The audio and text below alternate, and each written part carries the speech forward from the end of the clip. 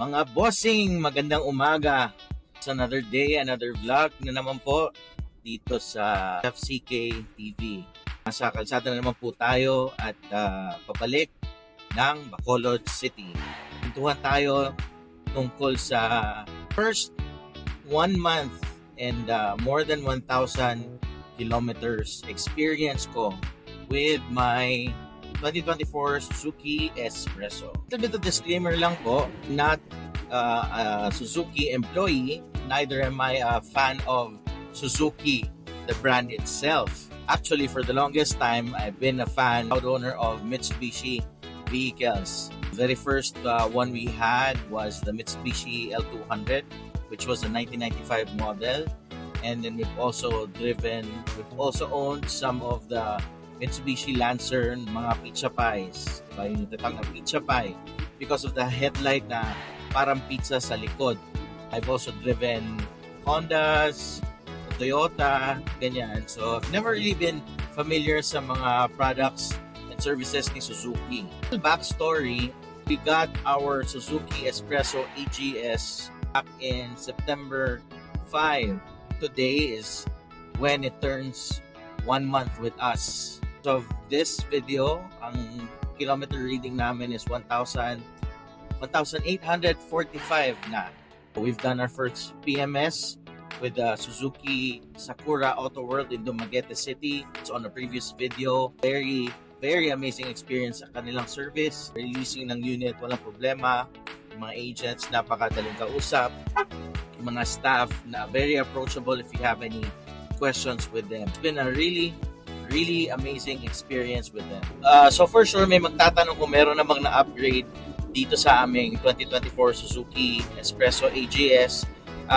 It's on that previous video, which is my first 1,000 kilometer PMS with Suzuki.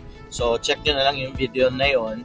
Nandun yung mga, somehow not necessarily upgrades, but what we've kitted out our unit with in terms of, you know, yung nagpalit ako ng mags, got a new tire and everything.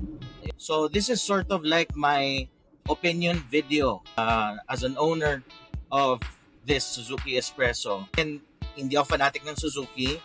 I say it as I've experienced it. And I'll give you a bit of an idea as to mga bagay-bagay tungkol sa Espresso. Let me start with yung auto gear shift or the AGS. Yun yung kumbaga selling point ng Suzuki Espresso. AGS is auto gear shift. Back when the Suzuki Espresso was first released in the Philippines, I believe na manual transmission lang yon. Able to drive one Suzuki Espresso na manual transmission, but it wasn't the older model. Basically, bago na. So, yung meron na siyang Apple CarPlay, Android Auto. So, yun yung na-drive ko una before this one that we have. Shoutout kay Sir Delfin Piquero. Kanya namin na rent yung first na Suzuki Espresso na na-drive ko. Shoutout sa iyo, sir, and to your amazing customer service. The whole experience of renting your unit was amazing. Excellent. Now, si AGS, again, from the word auto gear shift, it does is Suzuki Espresso first came into the Philippines, wala siyang automatic. So ngayon, naghanap po tayo mga Pilipino ng automatic, and lo and behold, Suzuki gave us the AGS, which I believe is already a system being used sa mga previous Suzuki Desire na units, if I'm not mistaken. I may be wrong with that. So what it does is, instead of it having an actual clutch, it can shift the gears for you, but it also has a feature na pwede mo siyang i-drive na sort of like manual, but still without a clutch pedal. It has, if I'm not mistaken, an actuator which serves as para siyang AI, no? Para siyang nagkakaroon ng sariling isip na i-shift niya yung gears mo to a higher gear when it feels na yun na nga, you're speeding up. Sa akin, ang na-feel ko was, it seems as if pag lumalampas siya ng 2,000 RPM, umaakyat siya to the next gear. Okay? Merong mga disadvantages yon, depende sa nagmamaneho. Yung performance ng AGS may a bit of a expectation versus reality. What do I mean by that? Si Suzuki kasi, as we all know, is big on small cars or small vehicles or light vehicles or Sabihin natin sa Japan, they call it K-cars, di ba? It does is it provides us maximum fuel efficiency without breaking the bank. Matipid ang mga units ni Suzuki. Even the Jimny, matipid siya. Except for, syempre, pag pina-offroad mo na, tapos mabilis ang tapos kalsada, yun. Now, in my experience, and sa naintindihan ko, Suzuki wanted to give the market the option for having this sort of like automatic feature para madali tayong, parang madali lang mag-drive sa city during traffic.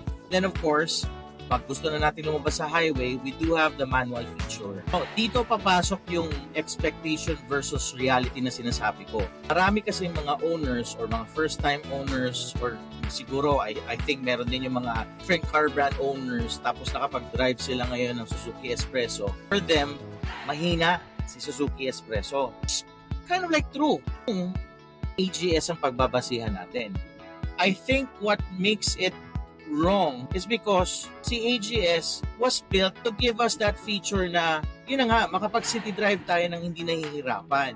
But the main goal of the AGS is not actually to provide you power. It's to provide you that option, hindi mahirapan, while still managing fuel efficiency. Kasi ako, I've had this unit for 1 month na. And again, 1,800 na natakbo ko. I brought this unit over and over again to Bacolod every weekend. Every weekend walang paltos. And inaakit ito sa bundok. For those na taga Negros, they are familiar with Don Salvador Benedicto. Don Salvador Benedicto is not the easiest of roads to traverse. Akyat, baba, kurbada. So it kind of takes a lot of skill to maneuver and get through Don Salvador Benedicto. And out of all the cars that I've driven up Don Salvador Benedicto, ito na yung bias. Ako, prefer ko talaga, gustong-gusto ko na nandala ko sa Don Salvador, is yung Kia Stonic. It's because of its stability, yung traction control niya, and then it's kind of low to the ground, malapad siya, so yung traction niya, yung grip niya, handling niya, sobrang ganda. I've also driven a Vios, my Mitsubishi L200 doon, Eco doon, and then the most recent Mitsubishi Mirage. No hate for all of these other vehicles. They for me, they have their own, niche, baga purpose niya. Kasi di ba nga, sasakyan, may crossover, merong full SUV na tinatawag, meron din tayong sedan, hatchback, pickup, whatnot, di ba? May mga kanya-kanya siyang purpose para sa kung anong kailangan mo. Diba, masyado siguro malaki yung expectation sa Suzuki Espresso tapos ito drive mo as AGS and hindi talaga ma-meet yung expectation mo. Out of all the vehicles that I mentioned, top on my list is Kia Stonic, and then next for me is the Suzuki Espresso because somehow peppy naman siya when I use the manual feature niya in going through Don Salvador Benedicto. Ngayon, yung iba naman sinasabi may lag, which is true. May lag yung pag-shift mo even with manual. You have to sort of like imagine working with it as if meron kang tinatapakang clutch and nag-shift ka. Kasi kung ganun yung parang gagawin mo sa kanya, assuming na tumatapak ka ng clutch and then i-shift mo siya, then yes, ganun yung behavior niya. Yun yung same lag na may experience mo, quote-unquote, pag nag-shift ka ng totoong manual na may clutch. One of the things na somehow matulungan ko ma-clear out doon sa ibang nagbabalak or sa mga owners na parang siguro how Suzuki Espresso behaves on the road. Now, I'm an avid fan of autodeal.com. Si Sir Kako Tirona. I've watched a lot of his videos. I've gathered some ideas about different vehicles through him. Sa lahat ng vlogger or YouTuber, shall we say, siya yung nagsasabi na for 620, which is the base model variant na manual, and the AGS, which is 660, you're getting a lot for that money. Kasi it's the only unit in that price point na again, merong Apple CarPlay and Android Auto. It does have the AGS feature, which kind of gives you the automatic na shifting na hinahanap natin. For its price, it has a good engine. Obviously, it's a Suzuki. It does have good enough space. So yun, things that I love, ang lamig ng aircon. Promise. Yan. Meron ako mga nakita mga vlogs na sa mga taga Luzon or sa Metro Manila na yun na nga, maingay, kulang sa insulation, so mainit daw. Yeah, I would agree. For me, coming from older models of cars, para bang mas maingay pa yung mga yon. Sa akin, nakakapanibago si Suzuki because it's like super, mas tahimik siya compared dun sa mga na-drive ko na dati. Yeah, I would agree na medyo maingay si Suzuki Spresso, but it's not something of a deal breaker for me. Hindi ko siya na-mind eh. Malakas din naman ako magpatugtog ng music pag bumabiyahe. So hindi ko na naramdaman or naririnig yung sinasabi lang maingay. Last night, sobrang lakas ng ulan, ingay nga siya, but to be honest, it doesn't bother me. I'm not sure. Ako, madali ako mabother sa mga noise eh. Pero pagdating sa sasakyan tapos umuulan, parang hindi ko lang alam, feel ko na nagdadrive habang umuulan eh. Ang sarap ng feeling eh. Alam mo yun, kesa sa init. So, as I've mentioned, okay naman yung aircon niya, malamig. Actually, naka number 1 nga lang ako ngayon. Tirik na tirik yung init dito ngayon sa kalsada. Another thing that I like, at this price point, meron na siyang traction control. Now, I'm not sure what other vehicles at this price point does have traction control, but this does. It really works well, especially kung maulan. That's one thing I like. Although, I've done my research, as I understand, always have traction control open or naka-on siya. Kinda heats up your brake pads faster, if I'm not mistaken. Yun yung na-research ko. I'm in the city where traction isn't exactly needed, pinapatay ko siya. Pero pag nasa highway na, pag-aakit na ng bundok, ayan, I turn on traction control para safety talaga. When you're attacking curves, but yeah, traction control helps with the safety of you, your vehicle, and most especially mga pasahero mo. Another thing that I absolutely love about the Espresso is yung ground clearance. When you're in the province, marami mga kalsadang ginagawa, bato-bato, hindi may iwasan na may konting mga rough road, maputik, mga ganyan-ganyan. The high ground clearance, obviously, it's easy to pass through mga hard roads. Siyempre, minsan, pagka masyadong mababa yung sasakyan mo naman, pagka may nadaanan kang bato, kalampag at kakalapag siya sa ilalim mo. With the Suzuki Espresso, compared to older Honda Civic or in general mga Honda Civic, wala masyadong bato na tatalsik sa ilalim kasi mataas siya. And of course, one of the best things that I like about the Suzuki Espresso is ang cute niya, ang cute. Liit, but in sort of like astig pa rin na way. Parang ang liit niya tingnan sa labas, but if you go inside, it's actually spacious. Hindi naman ako matangkad. I'm only 5'6", but I do have, good enough headroom. And yung insulation sa taas, okay naman siya.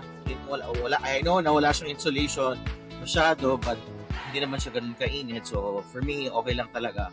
Pabor na maliit siya kasi, madali siyang i-park. Madali siyang isingit-singit kung may kailangan kang singit-singitan, mga ganyan-ganyan. One of the best things and probably one of the main reasons why I got this vehicle kasi sa province, yung mga spaces ng kalsada, unlike sa Manila, meron pa, I know maraming tight spaces sa Manila. I grew up in Manila. Pero iba dito sa Negros. Pag sinabi maliit yung daan, maliit talaga na. Minsan ang kasya lang pag nagtabi yung dalawang motor, medyo hirap na, diba? So, pabor yung size ni Suzuki Espresso. Yung glass panels niya, like yung windshield, yung driver's side, passenger side, and then even yung back, is surprisingly very laki, parang ganun, for its size. It gives you good enough visibility to see all over you. Even medyo yung A-pillar lang niya, yung sa windshield, tama ba? A-pillar? Nalimutan ko. Itong pillar niya lang, medyo blind spot konti. But since sa harapan mo kasi, you're seeing pababa eh. So, kita mo yung dulo-dulo ng sasakyan, then you're seated high up. So, madali siyang i-maneuver. Side mirror niya nga din is pretty large enough na makikita mo yung pag nagmamaneuver ka pa atras. Yung back glass niya din sa hatch niya, kita mo rin yung likod. So, that's really some other things that I like about it. Pretty minor na, but for people who travel a lot, it's a good thing. The Suzuki Espresso has 4 cup holders. So 2 on sa driver's side and then sa passenger side and then sa center console. Meron kang 2 cup holders and then meron pang slot doon na Pwede ka maglagay ng mga coins or cards or whatnot. About its size, since maliit siya, napakadali niyang hugasan, napakadali niyang i-maintain, car wash on your own, kayang-kaya. The last time na I washed this on my own, I think it only took me around 35-40 minutes. Mga ganun lang. Ayan, ang dami ko na sinabi, puro pabor no? Para bang, bayad ka ng Suzuki? Hindi. Again, I'm not a fanatic of Suzuki. So, I'm just telling it as I see it and as I've experienced it. Ano naman yung mga ayaw ko sa Suzuki Espresso? Hindi naman lahat gusto natin. Diba? Mga bagay na out from stock is hindi natin feel, kumbaga. Kaya nga merong upgrade naman din, di ba? So let me tell you some of the things that I don't like about the Suzuki Espresso. First off, tinatawag lang body roll, medyo na-experience ko siya. It's just an effect. With the stock tires and the stock mags or rims, travel ko siya sa papunta ng Bacolod City. Nafe-feel ko siya during cornering na para bang hindi siya kakapit. Or na-feel lang naman, hindi siya actual na nangyari na para bang hindi siya kakapit sa kalsada during cornering. So may konting tilt yung sa body roll but so far okay naman siya. If you know how to drive within the limits of yourself and your vehicle, then you should be really good. Yun naman na yun na nga, may traction control siya. So it gives you that feel of driving. Feel mo siya in a sense na ramdam mo kung saan siya papunta, yung mga ganyan. Now, another thing I don't like, which again gives you that option to upgrade naman, is yung stock tires niya. Not sure if this is the right pronunciation, pero yung stock tire niya is CEAT or CEAT. Fuel save or fuel saver ba yun? Tire was 165/70R14 if I'm not mistaken. So yun yung gulong. For the most part, tahimik naman siya. Then again, since hindi siya ganun kalapad, given na maliit na talaga yung sasakyan, doesn't give me that feeling of stability in cornering. So para siyang medyo bitin. Yun na nga, mafe-feel mo rin yung parang body roll. I think it has something to do with that. Just after a week, nag-upgrade na ako agad ng mags and then ng tires. So what I have right now are Sport 5599s, Rim 15, and then offset 35. 33 ba? 35 ata yun. Basta gano'n. And then the tires that I now have on there are the Arrivo Premio ARZ1, which is a 185/60 R15. Hindi siya matagtag. siya. Mas tahimik siya actually. I'll have the stock mags sa bahay and then the stock tires. What I kind of plan of doing is yung stock mags niya, isalagyan ko ng rough terrain na tires. So just in case merong camping, light off-roading because I don't recommend na si Espresso dalhin nyo for, talagang off-road. I mean, I've seen some videos na kinaya naman nila but ayokong gawin. I would not sacrifice. I don't want to get stuck somewhere as I'm not an expert with off-roading din naman. So, I'll leave it to the bigger guns ng mga sasakyan na kayang-kaya yung mga. Ano pa ba? Another thing that I might not like, pero I've gotten used to it, and then syempre, pag nakasanayan mo na, and I think if you know and understand how it works, then it's perfectly fine and okay, not a deal breaker. Yung 100 kilometers, I would guess, parang gano'n. I think even hanggang 500 is, yun nga, nag-gets ko yung sinasabi ng iba na medyo jerky talaga yung AGS. So, kada nag-shift siya, pumapalo siya. But now that I've reached, I think nasimulan ko siya maramdaman nung umabot na ng ng I think mga 800 kilometers siguro, na yung jerkiness niya nawala. So, nag-smoothen out na siya. Kahit ako parang una medyo nakakainis sa pakiramdam, yung ganun. But once you get used to it and you really, really understand yung what AGS is all about, then you would be okay. I've seen ibang vloggers na they said na kung ma-feel mo na mag-shift na siya, which is medyo mahirap pakiramdaman, no? But if you're a seasoned driver, you know that when your RPM is about 1,000 or 2,000 na, mga 2,000 na, ramdam mo yun as a driver. sa foot pedal mo, and then obviously yung engine rumbling, mararamdaman mo. Pag umabot na siya ng 2,000, medyo bitawan mo yung accelerator, tapos yun, parang bang sasabayan mo, hindi naman sasabayan, kumbaga, bibitaw ka sa accelerator, hayaan mo siya mag-shift up, and then saka katatapak ulit ng accelerator, and then you should be all fine. Again, as I said, yung AGS is there not to provide you a lot of power, but to give you that fuel efficiency. So know what it's supposed to do, what its limitations are, and you are all good. Ito naman, hindi ko talaga technically ayaw kasi maintindihan ko talaga siya because of the value that this vehicle stands for is yun, hindi power windows yung sa passenger sa likod. Medyo off siya konti kasi yung harapan lang, left and right, driver and front passenger, merong power windows and then nasa center console. Medyo bitin. But like me, na wala naman akong normally pasahero sa likod, para bang okay lang. I don't mind. I wish power windows na lang lahat. Pala, this is both a good and a bad feature, but I think this kind of feature, pabor lang siya sa mga scooters, I think, which is the engine auto start-stop. Kasi nabibiktima ako nito na para bang it's been a month, medyo hindi pa rin siya na i-embed sa sistema ko na patayin yung engine auto start-stop feature. So nangyayari in para bang stop and go situations na nakalimutan ko, nakakaasar nga naman talaga siya. I would agree with the others na yun yung comment nila.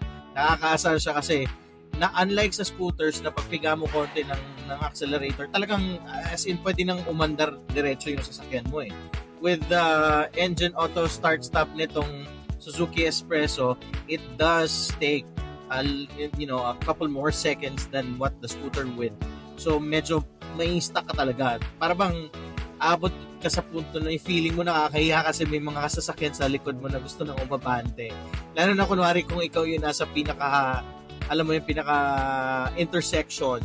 Yan, medyo parang nakakahiya siya, 'di ba? So, yan another thing somehow ayaw ko sa kanya. I would have it's good that it's there when you need it, when you can have it. If you've learned how to live with it, then okay siya. Pero I just wish na meron siyang way para i-permanently turn off, 'di ba? Kasi it's not something you would probably I think maybe 80%, 90% ganyan. Hindi magugustuhan yung feature na 'yon.